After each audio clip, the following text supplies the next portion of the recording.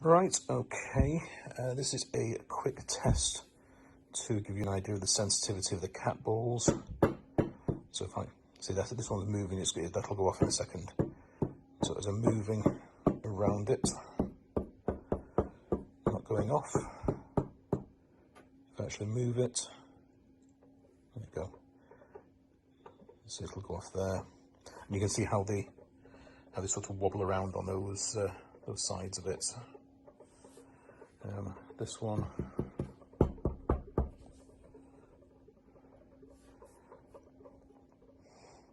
so they literally don't go off until they're moved, and then there's a little bit of leeway in the movement.